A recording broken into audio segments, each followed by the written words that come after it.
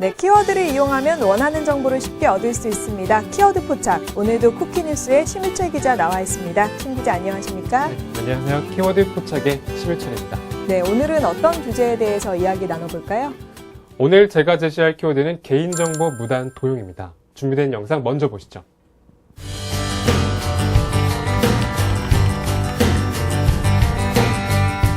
이름과 생년월일, 주소 등은 소중하게 보호받아야 할 개인정보입니다.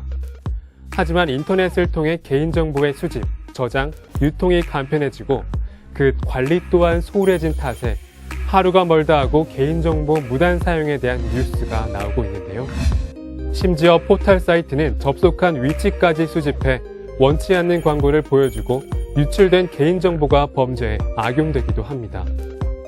선을 넘어버린 개인정보 유출 피해, 소중한 개인정보를 보호받을 방법은 없는 것인지 관련 내용 기획취재팀에서 취재했습니다. 네, 요즘 개인정보는 자신만의 비밀이 아니라는 말이 있을 정도로 정말 무단으로 도용되고 유포되고 이런 경우가 많습니다. 도대체 어디까지 유포되고 피해는 어떻게 되고 또 예방할 수 있는 방법은 없는지 짚어보도록 하겠습니다. 심 기자, 우선 개인정보의 정의에 대해서 좀 알고 싶어요. 어느 선까지가 개인정보입니까? 네, 거의 대부분의 내용이 포함됩니다. 개인의 성명과 주민등록번호, 또 주소와 같은 인적 사항뿐만 아니라 사회 경제적 지위 및 상태, 신체, 교육, 보건, 의료문화 활동 및 정치적 성향과 같은 내용 모두가 개인정보에 해당하는 것들입니다. 정말 나의 모든 것이라고 해도 될 만한 정보들이 개인정보인 셈인데요. 유출돼서 떠돌아다닌다고 생각을 하니까 참 찝찝해요. 우리가 웹사이트 가입을 할 때 몇 번의 동의 절차를 거치잖아요. 이렇게 동의를 하면은 개인정보가 유출이 되는 건가요? 무조건 그런 것은 아닙니다. 사이트에 가입할 때 보통 그렇게 쓱쓱 동의하고 넘어가는 조항 중에는 내 개인정보를 제3자가 쓸 수 있다는 내용이 포함되어 있을 가능성이 큽니다. 네, 저도 모르게 활용해서 동의한 적이 있었을 것 같습니다. 자세히 읽어보지는 않으니까요. 그럼 어떤 경우에 제3자가 내 개인정보를 활용할 수 있는 겁니까? 네, 거기에는 두 가지의 경우가 있습니다. 현행법상 업무 위탁일 때와 제3자 제공일 때로 구분이 되는데요. 그 구분 기준은 개인정보를 넘겨받은 제3자가 자신의 이익을 위해 사용하느냐가 기준입니다. 그러니까 개인정보를 넘겨받은 제3자가 자신의 이익을 위해서 사용한다. 이 말뜻이 조금 어려운데 구체적으로 설명을 해주시겠어요? 네, 제가 예를 들어서 설명해 드리겠습니다.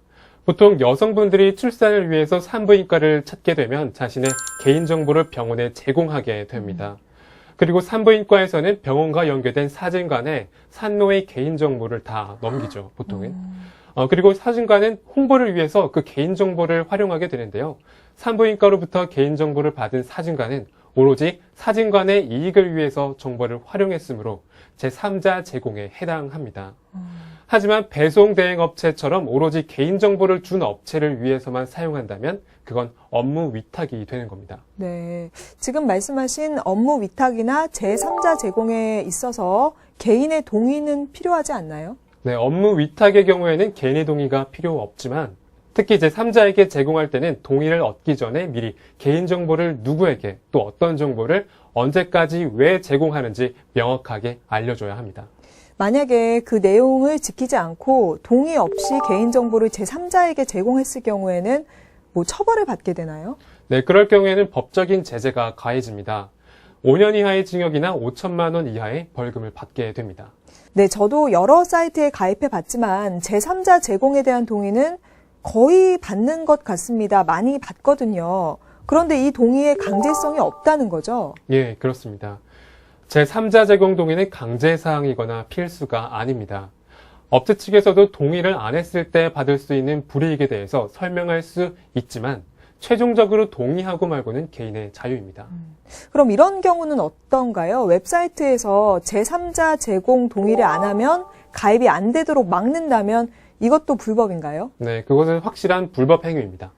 그렇군요. 그러니까 정리하자면 필수적이지 않은 개인정보의 제3자 제공이나 위탁에 동의하지 않더라도 해당 서비스 제공을 거부해서는 안 된다는 겁니다. 하지만 여전히 그렇지 않은 온라인 사이트가 많습니다. 그래서 그 정보 제공이 의무라고 생각하시는 분들도 많거든요. 네, 회원가입에 있어서 당연히 동의를 해야지 사이트 가입이 되는 것으로 알고 계시는 분들이 상당히 많습니다. 네. 오늘 이 시간을 통해 정확히 알아두시면 되게 좋겠는데요. 웹사이트에 회원가입하는 과정에서 제3자 제공에 동의하지 않는다고 해서 사이트 가입을 막는 것은 엄연한 불법 행위입니다. 네. 또 그렇게 제공된 내 개인정보가 순수하지 않게 이용되는 것도 문제인 것 같습니다. 업체의 상업적인 이유 때문에 이용되는 게 대다수죠. 네, 그렇습니다. 사실 그게 가장 큰 문제인데요. 법에서 정한 공시 의무만 지킨다면 동의받은 개인정보를 돈 받고 제3자에게 팔아도 마땅히 제재할 근거가 없습니다. 현재 운영 중인 웹사이트 가운데 개인정보를 제공할 수 있다고 밝힌 제3자 업체 수가 70곳이 넘는 곳도 있습니다. 따라서 개인정보 한 사람당 3,000원꼴로 거래되는 현실을 고려한다면 내가 제3자 제공에 동의한 순간 그 업체는 이를 70군데에 팔아서 합법적으로는 21만 원까지 벌어들일 수 있습니다. 와, 내 개인정보를 받아서 왜 다른 업체에 넘기는지, 그리고 그게 왜 합법적인지 이해가 가지 않는데요. 그런데 그런 경우가 많죠.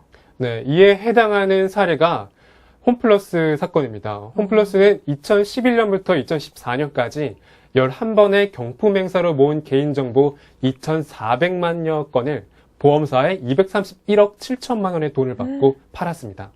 그러니까 황당하게 마트 경품 행사에 응모했는데 보험사로부터 보험 가입 전화를 받은 경우인데요. 그런 행위도 불법이 아닌가요? 네, 그렇습니다. 홈플러스는 개인정보 무단 유출 혐의를 받아서 최근 2심 법원까지 갔지만 연달아서 무죄를 판결받았습니다. 무죄의 근거가 있을 텐데요. 네, 경품 응모건에 해당 내용을 표시했다는 건데요. 개인정보를 제3자에 유상 판매할 수 있다는 사항을 1mm 크기의 글자로 기재해 놓았습니다. 검찰은 1mm 글자로 표시한 것은 소비자를 기만한 행위라고 주장했지만 재판에서 그 주장은 받아들여지지 않았습니다. 결국 무죄를 선고받았죠. 1mm 크기의 글자면 정말 눈이 좋은 사람도 보기 힘들 정도로 작은 글씨인데요. 알아보지도 못하게 표시를 해놓고 표시를 해놨으니까 무죄다. 좀 말이 안 되는 것 같습니다. 유죄 판결을 받은 경우는 전혀 없나요? 반쪽짜리 유죄 판결이 있기는 합니다.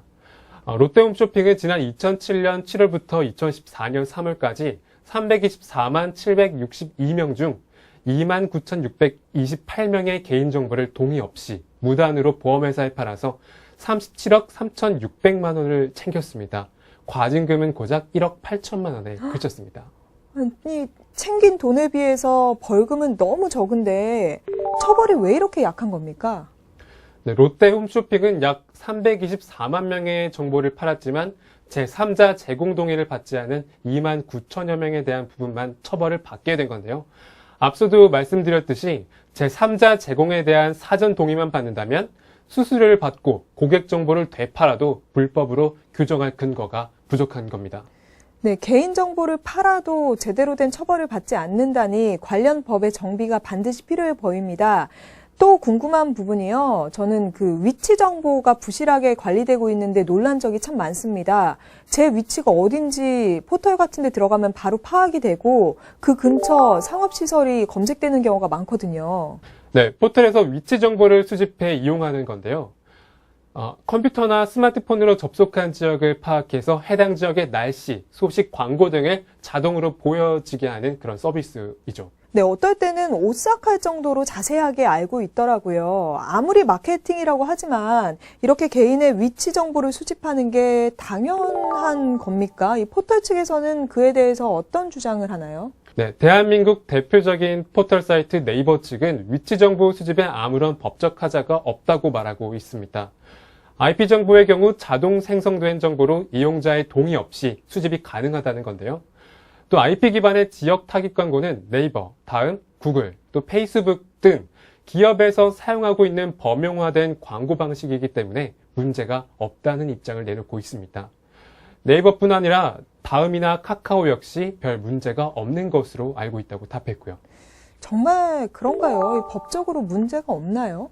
위치 정보의 보호 및 이용 등에 관한 법률에서는 위치 정보의 수집, 이용, 제공 등과 관련해 개인 위치 정보 주체, 즉 이용자 개개인의 별도 동의를 구하도록 하고 있습니다. 그러나 이들에 대한 별도 동의 없이 이용자의 위치 정보 등을 수집, 이용, 제공하는 것은 불법일 가능성이 높습니다. 네. 물론 그 내용에 동의한 경우도 있겠지만 동의하지 않은 사람들도 분명히 있지 않겠습니까? 네.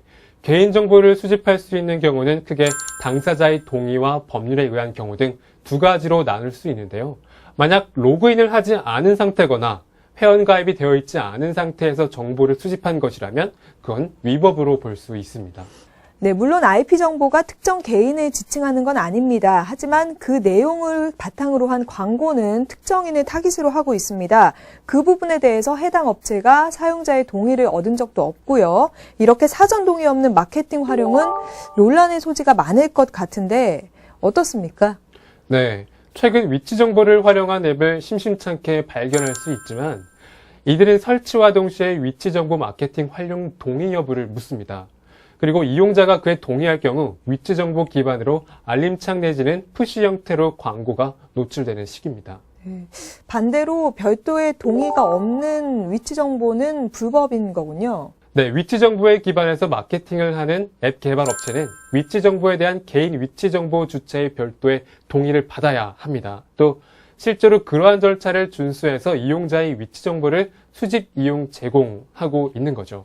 그렇지 않았다면 불법입니다. 네, 키워드 포착 개인정보 무단 사용에 대해서 이야기 나눠보고 있습니다. 앞서 이야기한 대로 본인이 정보 제공에 동의했다면 제3자에게 개인정보 제공이 가능한 겁니다. 이거는 불법이 아닙니다. 하지만 그렇게 직접 제공하지 않더라도 보안에는 신경을 써야 할 텐데요.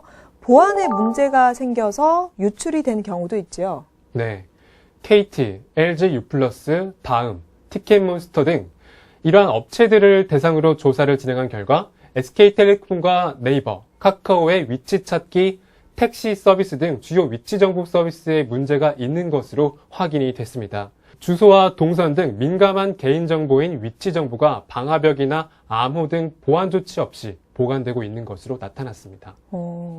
암호화 같은 기초적인 보안 조치도 없다면 당연히 유출되기가 쉬울 수밖에 없겠는데요. 특히 이 불법으로 개인정보가 유출돼서 범죄에 악용될 가능성도 있지 않습니까? 네, 충분히 가능성이 많습니다. 얼마 전 불법 유통된 13만 명의 개인정보를 이용해서 모바일 게임에 가입한 뒤 무료 제공되는 사이버머니를 판매해서 10억여 원을 챙긴 일당이 경찰에 적발됐습니다. 그들은 유명 검색 사이트 계정과 비밀번호, 주민등록번호, 휴대전화, 고유 일련번호 등이 포함된 개인정보 13만 건을 구입한 뒤에 모바일 포커게임 어플 가입 시 무료로 제공되는 사이버 머니를 모아서 이용자들에게 되팔았습니다. 이렇게 개인정보 무단 유출과 사용에 대한 문제가 커지면서 정부도 나름대로 대책을 내놓았습니다. 심 기자, 어떤 내용이죠? 네, 빅데이터와 개인정보 비식별 조치 가이드라인입니다. 빅데이터는 일상생활에서 발생하는 수많은 데이터를 합리적으로 분류 분석하여서 그 분야에서 유의미한 결과물을 얻는 것인데요. 개인정보 비식별 조치 가이드라인은 개인정보라고 하더라도 비식별 조치, 즉 익명화를 거치면 정보 주체의 사전 동의 없이 기업이 이를 활용하도록 할 수 있게 하는 것입니다. 네, 조금 말이 어렵습니다. 구체적으로 풀어서 한번 알아보겠습니다. 우선 그 빅데이터를 개인의 동의 없이 어떻게 활용한다는 거죠? 네, 금융권을 예로 들어서 알려드리겠습니다. 올해 하반기 중 금융회사들이 방대한 양의 빅데이터를 개인정보 위반 우려 없이 활용할 수 있도록 관련 가이드라인이 개선됩니다. 빅데이터 구축을 돕기 위해 마련된 개인정보 비식별 조치 가이드라인 개정안을 만들어서 개인정보 취급 업무에 적용하겠다는 것이죠. 현재 금융권의 빅데이터 전문기관은 어디인가요? 현재는 금융보안원과 한국신용정보원 등 이 두 곳을 지정하고 있습니다. 행정자치부와 방송통신위원회는 한국인터넷진흥원을, 또 미래부는 한국정보화진흥원을 빅데이터 전문기관으로 두고 있고요. 복지부는 사회보장정보원, 교육부는 한국교육학술정보원을 전문기관으로 지정한 상태입니다. 네, 그 빅데이터 전문기관들이 하는 역할도 궁금합니다. 네, 해당 업권 기업의 비식별 정보, 누군지 알아볼 수 없는 정보를 결합해서 빅데이터 구축을 돕는 역할을 하고 있습니다. 예를 들어 A은행과 B보험사는 상대가 지닌 정보를 가져와서 빅데이터를 활용하려고 하는데요. 이때 그 두 회사는 상호 합의를 통해서 각기 지니고 있던 비식별 정보를 금융보안원이나 신용정보원에 넘기기만 하면 됩니다. 그러면 양 기관은 받은 정보를 결합해 두 회사에 되돌려주고요. 그러니까 정리를 해보면 비식별 정보, 그 정보가 누구 정보인지 알 수 없는 정보를 빅데이터 전문기관인 금융보안원이나 신용정보원에 넘기면 그 정보와 상대 정보가 결합된 제3의 데이터가 빅데이터에 활용되는 구조인 거죠. 제가 지금 이해한 게 맞는 거죠. 그 활용도는 어떤가요? 아직 활용도가 높지는 않습니다. 사실 지금까지 각 업계의 빅데이터 담당자들은 비식별 조치 가이드라인의 실효성을 의심하고 또 적극적으로 정보 융합에 나서지 않고 있습니다. 실제로 지난해 금융보안원이 수행한 정보 집합물 결합은 2건에 그쳤고요. 올해 들어서는 1건의 융합 신청이 들어왔을 뿐입니다. 또 다른 금융권 빅데이터 전문기관인 한국신용정보원은 지난해 1건, 올해 2건을 추진 중입니다. 네, 빅데이터 구축에 아주 관심을 보이던 금융권에서도 갑자기 이렇게 정보 융합에 소극적인 태도를 보이고 있는데요. 왜 이렇게 융합 신청 건수가 적은 건가요? 빅데이터 구축 근간이 되는 정보 융합 건수가 저조한 이유는 개인정보보호법 위반 우려와 실효성에 대한 의심 때문입니다.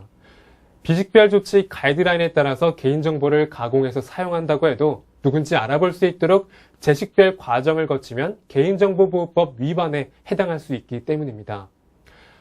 아직은 다른 곳에서 어떻게 하는지 기다리면서 주시를 하는 단계지만 아직 빅데이터 구축이 활성화되는 분위기는 아닙니다. 네, 공들여서 빅데이터를 구축해 놨는데 어떻게 활용해야 할지 논의가 필요해 보입니다. 네, 각 업권의 건의사항을 취합한 것을 토대로 비식별 조치 개선안을 도출하면 빅데이터 활용도가 높아지고 또 개인정보 위반 위험성은 줄어들 전망입니다. 금융보안원도 빅데이터 활성화 차원에서 1분기 안에 금융회사와 신용평가사가 참여하는 금융권 빅데이터 실무협의회를 구성하고 개인정보 비식별 조치 수준 이행 공고안을 만들기로 했습니다. 네, 요즘 개인정보 무단 유출과 사용 문제가 상당히 심각합니다. 정부 차원에서의 대책이 마련되어야 할 것 같은데요. 상황을 지켜보는 게 좋겠습니다. 키워드 포착 오늘은 여기서 마칩니다. 심희철 기자 고생하셨습니다. 감사합니다.